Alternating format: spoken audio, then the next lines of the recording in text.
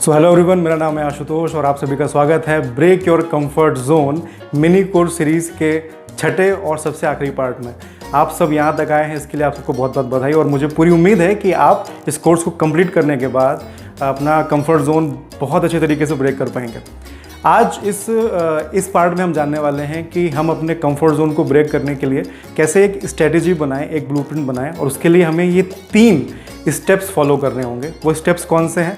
पहला है find the Y, यानी जो रीज़न है उसको ढूंढिए। दूसरा है ड्राफ्ट प्लान करिए, और तीसरा है रियलिस्टिक सॉल्यूशन। ये क्या क्या है, आइए इसको समझते हैं। सबसे पहले जो आपको करना है और लिखना है वो है वाई, अपना क्यों, अपना रीज़न क्लियर करिए। आप जो भी चेंज अपनी लाइफ में करना चाहते हैं या फिर कोई नया काम करना चाह रहे हैं जिसमें आपको अपना कंफर्ट जोन रोक रहा है, तो वो काम आप करना क्यों चाहते हैं? क्योंकि कंफर्ट जोन जब आप ब्रेक करते हैं तो आपको बहुत सारे चेंजेस से गुजरना होता है, बहुत सारे नेगेटिव इमोशन से गुजरना होता है। तो वो आप क्यों करेंगे? एग्जाम्पल के तौर पे मान लीजिए कि आप कोई बुक लिखना चाहते हैं और एक पब्लिश्ड राइटर बनना चाहते हैं। उसके लिए आपको क्या करना पड़ेगा? उसके लिए आपको बुक लिखनी पड़ेगी कम से कम 2-3 महीने तक। पहला ड्राफ्ट लिखना पड़ेगा, फिर उसको एडिटिंग करके दोबारा लिखना है, फिर उसको पब्लिशर तक देना है, उसको पब्लिश कराना है, फिर लोगों में उसकी पब्लिसिटी करनी है, अलग अलग जगह जाना है, लोगों से मिलना है अपनी बुक को लेके, और फिर कहीं जाकर आप एक एस्टेब्लिश राइटर के रूप में अपने आप को स्थापित कर पाएंगे। लेकिन इतनी परेशानी आप लें क्यों? और अगर ये क्यों आपके पास नहीं है तो जाहिर सी बात है कि आप इतना सारा मेहनत भी नहीं करेंगे। तो आप सबसे पहले जो भी चीज़ आप चेंज करना चाह रहे हैं, लिखिए कि आप क्यों कर रहे हैं। मैं एक राइटर बनना चाह रहा हूँ क्योंकि मुझे पता है कि मेरे अंदर लिखने की कैपेबिलिटीज़ हैं, मैं इनका यूज़ कर सकता हूँ। मैं बुक जो लिखूँगा वो बहुत सारे लोगों के लाइफ में बहुत सारे चेंजेस ला सकती है, और मैं उन चेंजेस को लाना चाहता हूँ। अगर मैं एक पब्लिश्ड ऑथर बन गया तो वो मेरे घर वालों के लिए कितनी खुशी की बात होगी, मेरे लिए कितनी खुशी की बात होगी, मुझे कैसा फील होगा, ये सारी चीज़ें लिख डालिए और ये आपका वाई होगा।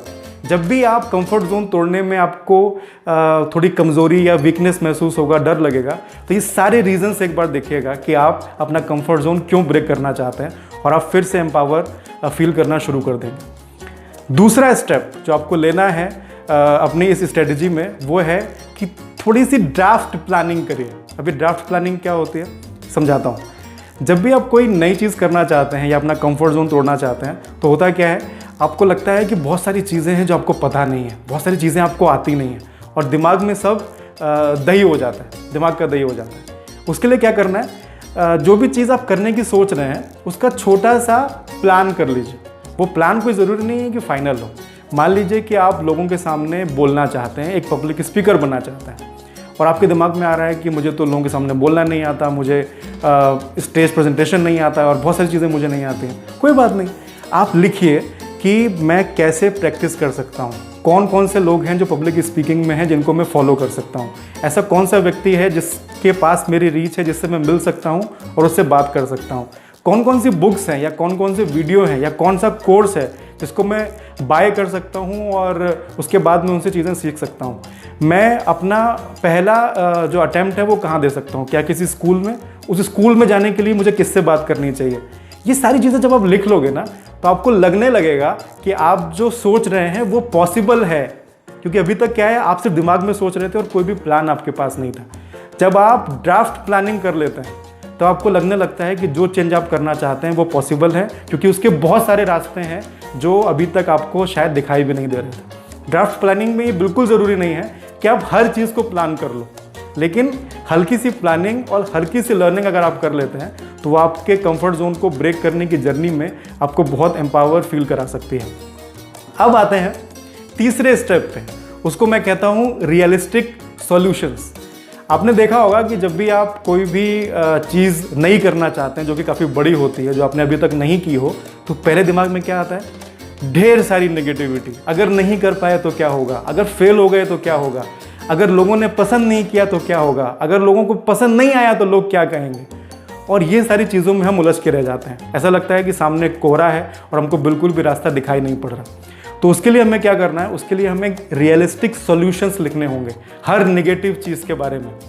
एग्जाम्पल के तौर पे मान लीजिए कि मैं अपने कुछ पर्सनल डेवलपमेंट से रिलेटेड कोर्स लॉन्च करना चाहता हूँ, और मेरे दिमाग में क्या आ रहा है कि यार ऑनलाइन तो मुझे चीज़ें आती नहीं हैं, इतने सारे लोग ऑनलाइन आ गए हैं, क्या मेरा कोर्स उनके बीच में कहीं पे दिखाई पड़ेगा, क्या लोगों को पसंद आएगा, या लोगों ने अगर मना कर दिया तो, अगर लोग तैयार ही नहीं हुए और लोगों ने मजाक उड़ाना शुरू कर दिया तो, ये सारी चीज़ें मेरे दिमाग में आनी शुरू हो जाएंगी। अभी तक मैंने कोर्स शुरू भी नहीं किया है, तो उसके लिए मुझे क्या करना है, मुझे अब इनके रियलिस्टिक सॉल्यूशन लिखने हैं। कैसे, वो मैं आपको एग्जांपल के तौर पे बताता हूँ। आप अपनी कंडीशन में अपने रियलिस्टिक सॉल्यूशंस वहाँ पे लिख सकते हैं। आप ऐसे कर सकते हैं कि क्या होगा अगर मैंने कोर्स बनाया और लोगों ने बिल्कुल भी पसंद नहीं किया। तो आप लिख सकते हैं कि अभी तक ऐसा कुछ नहीं है, लोग पसंद भी कर सकते हैं और नहीं भी कर सकते। ठीक, ये रियलिस्टिक सॉल्यूशन है। दूसरा आपके मन में आ रहा है, क्या हुआ अगर लोगों को बिल्कुल भी अच्छा नहीं लगा जो मैं कर रहा हूँ और लोगों ने मुझे भला बुरा कहना शुरू कर दिया। तो आप लिख सकते हैं कि मैं परफेक्ट होने के लिए ये नहीं कर रहा हूँ, अगर इसमें कुछ गलती होगी तो मैं इसको आगे अपग्रेड कर सकता हूँ।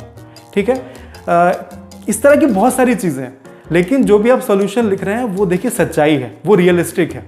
आप किसी भी फील्ड में आगे बढ़ने की कोशिश कर रहे हैं और आपके मन में अगर नेगेटिव थॉट्स आ रहे हैं, क्योंकि थॉट्स दिमाग में है, रियलिटी में नहीं है, तो उन थॉट्स को लिखिए। पहले जो नेगेटिव थॉट आया है उसको लिख डालिए एक कॉलम में, और दूसरे कॉलम में उस थॉट से जुड़े हुए रियलिस्टिक सॉल्यूशंस ज़रूर लिखिए।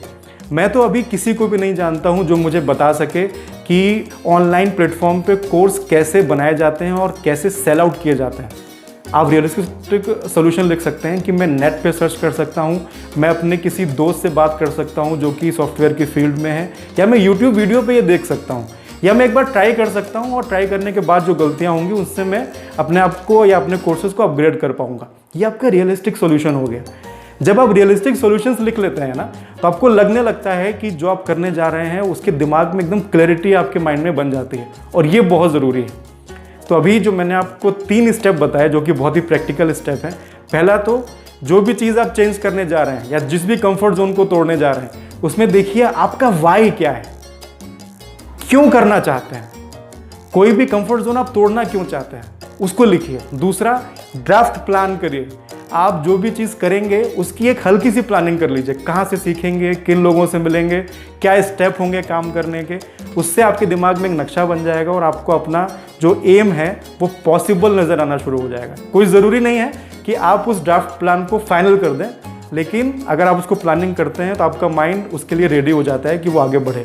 और तीसरी चीज़, रियलिस्टिक सॉल्यूशन रखिए। जो भी आपके दिमाग में नेगेटिविटी आ रही है उसके सामने एक रियलिस्टिक सॉल्यूशन उसका लिखिए, और इस बात पे ज़्यादा ध्यान दीजिए, आपके दिमाग में आ रहा है कि क्या नहीं हो सकता, अगर ये हो गया तो क्या होगा, अगर ये नहीं हो पाया तो क्या होगा।